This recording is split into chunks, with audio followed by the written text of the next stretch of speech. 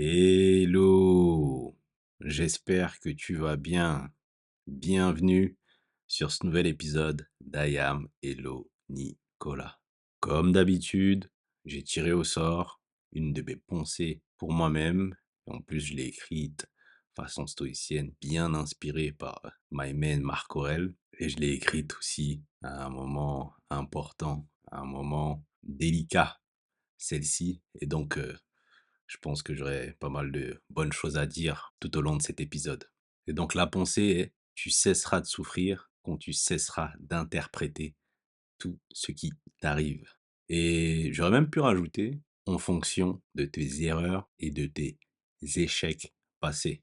Et puis, comme j'ai ne cesse de le répéter, comme toujours, mets-toi dans de bonnes conditions pour écouter au mieux ce qui suit.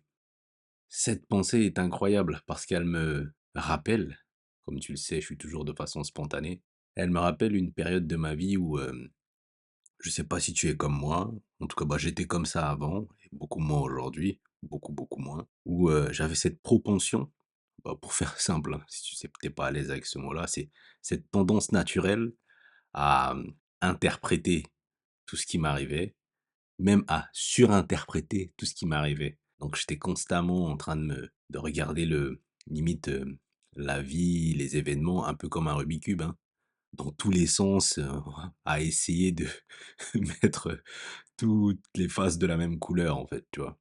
Et ce qui fait que ça a occasionné, pas mal de pensées, incessantes, confuses, des visions d'horreur dans ma tête en fait, tu vois?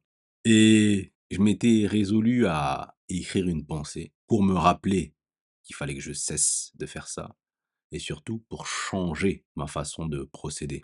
Et donc je m'étais écrit cette pensée, donc tu cesseras de souffrir quand tu cesseras d'interpréter tout ce qui t'arrive. Parce que finalement, ce que j'avais remarqué, c'est que le fait de surinterpréter les choses ne m'aidait pas vraiment. Parce que c'était aussi à l'époque où, tu sais, je te le disais dans mes premiers épisodes, qu'à l'époque, je voyais un peu les choses de façon manichéenne, hein. Si t'arrive une bonne chose, bah, t'es béni. Si t'arrive une mauvaise chose, bah, c'est que tu «maudit» entre guillemets, dans le sens où, c'est soit une bonne chose qui t'arrive, soit une mauvaise chose. Et tu vois, regarder ce qui t'arrive avec cette lecture-là, bien ou mal, c'est déjà d'une, l'interpréter. C'est pas prendre les choses comme elles sont et parfois, et c'est pour ça que j'aime aussi cet adage, en quelque sorte, parfois, le malheur est bon. Ça veut dire que toi, dans ta première lecture, tu vas voir quelque chose comme négatif, alors que finalement, ça peut te conduire à quelque chose de positif. Et potentiellement, tu peux voir quelque chose positif et ça t'emmène à quelque chose de négatif. Je vais te donner un exemple tout simple. Tu rencontres une nana, tout se passe bien. Quelques mois après, ça se termine parce que, il s'est passé quelque chose de désagréable. Au début, c'était bien, finalement, c'était pas bon. Et souvent, et c'est vrai, je sais pas si c'est une légende urbaine, mais ça a tendance j'ai tendance à me dire que c'est peut-être le bon chemin, tu vois? Ou, choix difficile, vie facile un peu, tu vois? Ou, potentiellement tu as galéré pour avoir un job, une nana ou et cetera ou je ne sais quoi et finalement que les choses se passent bien. C'est souvent les choses se passent mieux, bien souvent lorsqu'on galère au début, curieusement, hein. Donc tout ça m'a conduit à penser qu'il fallait que j'arrête d'interpréter et en plus, le fait d'interpréter les choses, c'est ça qui me mettait dans un bad mood. Parce qu'en fait, tu vois, les choses en soi n'ont rien, sont ce qu'elles sont. Admettons, je vais te dire heu, parlons de la pluie, par exemple. La pluie, c'est la pluie. Maintenant, c'est ton choix de te dire que: «Ah, il pleut, je suis dégoûté» ou autre chose, tu vois? Et c'est ton interprétation qui va te conduire à ressentir une certaine émotion, un certain sentiment en fonction de ce qui arrive. Ça veut dire que si tu es «habitué» entre guillemets déjà à voir les choses de façon négative, ça veut dire que tu vas avoir cette tendance naturelle, donc cette propension à voir les choses de façon négative. Et le truc, c'est que si tu es sous ce prisme-là, sur beaucoup d'événements qui vont t'arriver dans ta vie, bah, écoute, tu vas souvent avoir justement ce sentiment négatif qui va accompagner ça, tu vois?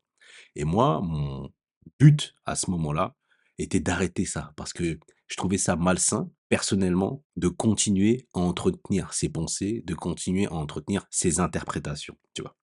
Et je me suis résolu à me dire que peu importe finalement ce qui peut m'arriver dans ma vie, parfois il faut passer par là. Parfois tu vas avoir des moments, compliqué. C'est comme, les sportifs, par exemple, tu vois? Au début d'une saison, bah, tu dois passer par la préparation. Bah, tu dois enchaîner des kilomètres et des kilomètres et des kilomètres pour remettre ton corps en état et apte à la compétition. Donc tu dois passer par là. C'est pas forcément quelque chose d'agréable, mais c'est pas quelque chose de négatif. Parce que c'est quelque chose qui va t'aider dans la suite. Tu vois ce que je veux dire ou pas? Et il y a autre chose, le fait de surinterpréter, ça fait que lorsque tu vas avoir une conversation avec une personne, déjà ce qu'il faut savoir, c'est que les gens montent, tu vois? Bon, je t'apprends rien en te le disant, mais les gens montent. Parfois pour leur intérêt ou pour te manipuler, par exemple, tu vois? Ce qui fait que si tout ce qui t'est dit, tout ce que tu reçois comme information, tu es là dans l'interprétation, tu vas finir à l'asile. Clairement, tu vas finir à l'asile et si tu te retrouves, dans une relation amicale ou même autre que sentimentale, hein, parce qu'il y a beaucoup on a souvent des relations amicales, professionnelles et cetera et que tu surinterprètes les comportements des gens, bah, tu vas devenir fou. «Ah bah, il m'a fait ça, ça veut dire qu'il est comme ci. Ah bah, elle m'a fait ci, ça veut dire qu'elle est comme ça». Non, c'est pas viable, en fait, ce genre de truc, tu vois? Après, si tu es comme ça, moi, la seule chose que je peux faire, c'est t'inviter à changer parce que je l'ai été et j'ai vu que ça m'apportait pas grand-chose. Bon, j'étais pas on va dire, mon curseur n'était pas dans le rouge, plutôt, je vais dire plutôt, rouge orangé, c'est-à-dire que j'ai interprété beaucoup parce que je suis aussi une personne qui aime, comprendre les choses. J'ai aussi ma logique, en fait, tu vois? Je me dis j'aime bien, bah, comprendre un comportement, une logique. C'est ma façon d'être, en fait, tu vois? Et c'est aussi pour ça que j'ai été souvent dans l'interprétation. Bah, si tu es comme ça, franchement, évite un peu, ça peut être compliqué. Et donc, en écrivant cette pensée, moi, le but aussi, tu vois? Et je te le redis, hein, si tu le sais pas, c'est quand j'écris quelque chose, c'est pour fixer, figer quelque chose, me rappeler d'une information et que c'est dans le but de m'aider à avancer, dans le but de ma verticalité, dans le but d'être une meilleure personne, en tout à mon niveau, tu vois, à mon échelle. Et donc le fait de lire cette pensée souvent, ça me conduit à avoir ce type de dialogue interne. C'est-à-dire que quand je me surprends à surinterpréter ou à interpréter les choses, qu'est-ce que je me dis en tête? Bon, parfois je me le dis trivialement, mais je ne vais pas le dire ici, tu m'as compris. Mais grosso modo, l'idée c'est de dire: «Stop, Nicolas, tu as fini là? Bon, maintenant on passe à autre chose. Arrête d'interpréter, prends la vie comme elle vient», tu vois? Et tout ça, le but c'est quoi? C'est d'arrêter les visions d'horreur, tu vois? Parce que je trouve, après il y a pas que moi, hein, il y a bon nombre de personnes avec qui j'ai échangé aussi, ou fait part de ça, qui me l'ont expliqué. On se crée des visions d'horreur nous-mêmes. Ça veut dire que nous, c'est comme si on avait, ce truc incroyable qui est l'imagination et au lieu d'utiliser cette imagination pour se faire de beaux dessins, on passe souvent notre temps à se faire des dessins, comment dire? Incroyablement moches, incroyablement, horribles, qui nous font peur à nous-mêmes. C'est-à-dire qu'on produit nous-mêmes le mauvais dessin et en tout cas ce qui nous, met dans un mauvais état. Et donc l'idée, c'est d'arrêter d'utiliser notre imagination pour se dessiner des visions d'horreur et surtout se foutre la paix.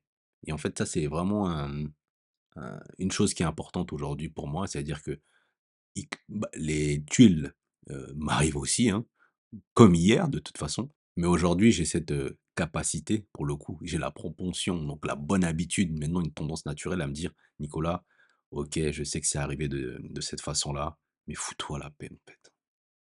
On s'en fout un peu, c'est pas très grave. De toute façon, c'est pas un drame, OK? On verra plus tard comment les choses vont se passer et si, ton texte et le fait de te projeter, ça te procure des visions d'horreur, prends les jours les uns après les autres. Ce qui est important, c'est de rester en mouvement et de continuer à faire ce que tu aimes faire, ce que tu fais bien et puis le reste, on verra plus tard. Et donc l'idée, réellement, c'est se foutre la paix.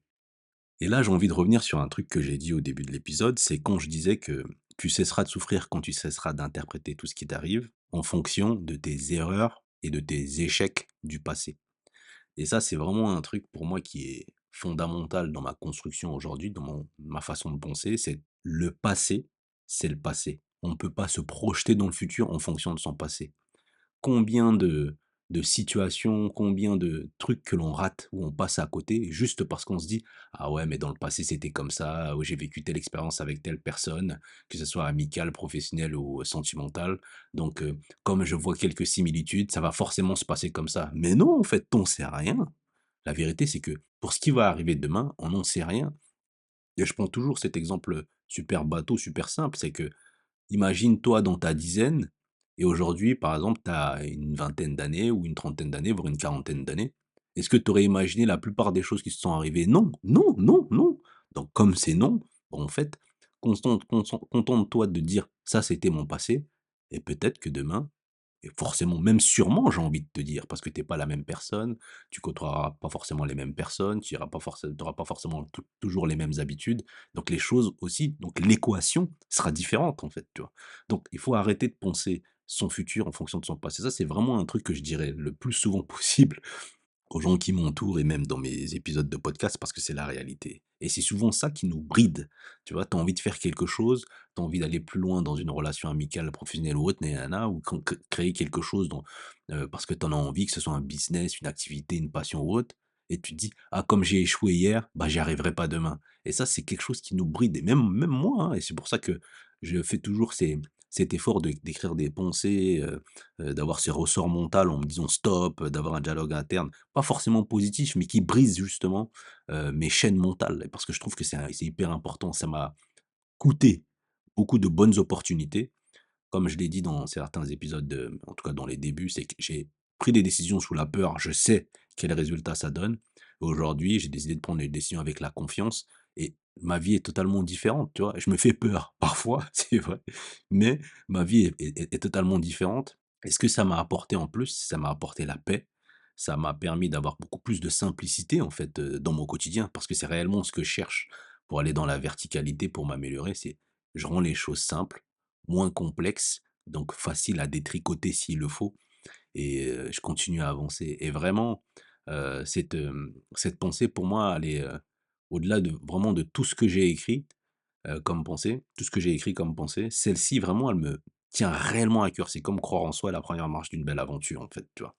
Parce que quand tu cesses d'interpréter tout ce qui t'arrive dans ta vie, tu t'épargnes de longs moments pénibles, de pensées incessantes et violentes qui te font peur, qui te brident et qui t'empêchent d'être heureux. Et c'est pour ça que je mets l'accent sur tu cesseras de souffrir quand cesseras d'interpréter tout ce qui t'arrive. Tout ce qui t'arrive n'est pas bon ou mauvais. C'est simplement des challenges, une étape pour aller vers une autre étape.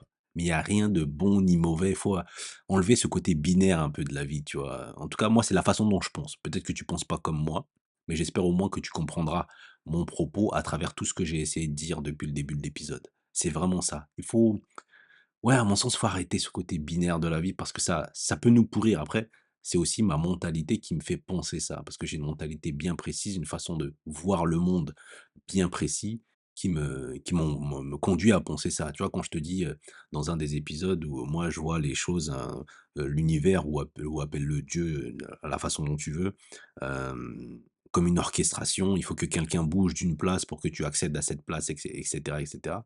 Et tu imagines que si tu devais passer ton temps à dire: «Ah bah, en fait, je vais te donner un exemple tout simple, voilà, ça me vient en tête. C'est comme si tu prenais une graine que tu plantes, OK, dans la terre pour que tu puisses avoir un arbre, une fleur ou ce que tu veux, OK, et que tu passais ton temps à la retirer et à regarder si l'eau, était à bon niveau, si toutes les conditions tu passes ton temps à faire ça, c'est-à-dire que c'est comme si tu passais ton temps à interpréter, en fait. Est-ce que c'est bon? Est-ce que c'est pas bon? Est-ce que c'est bon? Est-ce que c'est pas bon? Est-ce que c'est bon? Est-ce que c'est pas bon? Tu souffres, tu en deviens même malade, en fait, d'agir de la sorte. Il faut simplement que tu te dises que: «Il y a de la terre, je plante ma graine, je dois arroser, en principe à tel moment, pendant tant de temps par exemple, ou un laps de temps particulier et je laisse les choses se faire. Elles poussent, tant mieux, elles ne poussent pas, tant mieux. Si elles poussent, bah, ça veut dire que j'ai la bonne façon de faire. Si elles ne poussent pas, c'est que j'ai la mauvaise façon de faire et la prochaine fois, j'essaierai autre chose. Mais le fait de ne pas rester là à déter limite tu la graine à chaque fois, tu regardes, bah, en fait non, c'est pas viable ce type de comportement. Spontanément, j'ai dit, tout ce que tout ce qui me venait en tête par rapport à ça, mais réellement, ouais, je t'invite moi, j'invite les gens à essayer. Pas forcément être d'accord avec moi sur tout, lorsqu'on n'est pas d'accord, mais au moins à essayer et de voir ce qui fonctionne pour les uns ou ce qui fonctionne pour les autres. Parce que je suis assez conscient que ce qui fonctionne pour moi ne fonctionne pas forcément pour les autres.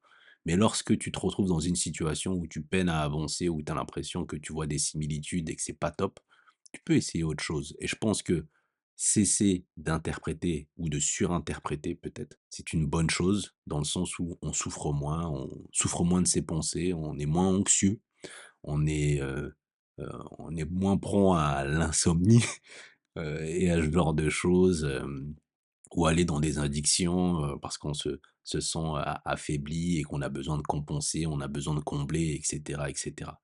Voilà, je vais te laisser sur ces mots pour cet épisode et je te dis à très bientôt sur un nouvel épisode de d'Aya Mello Nicolas et j'espère, que tu auras passé un bon moment et que cela t'aura invité à un bon moment de réflexion. Allez, prends soin de toi et à très vite. Ciao. Merci d'avoir écouté cet épisode d'Aya Mello Nicolas. J'espère que cette plongée dans l'une de mes pensées t'a offert un éclairage nouveau, un peu d'inspiration ou un moment de pause dans ta journée. Si tu as apprécié cet épisode, like, commente, abonne-toi et surtout, partage le podcast avec ceux qui pourraient également l'apprécier. On se retrouve sur Instagram si tu souhaites poursuivre la discussion et je te donne rendez-vous très bientôt pour un nouveau voyage à travers mes mots. C'était Nicolas. Ciao!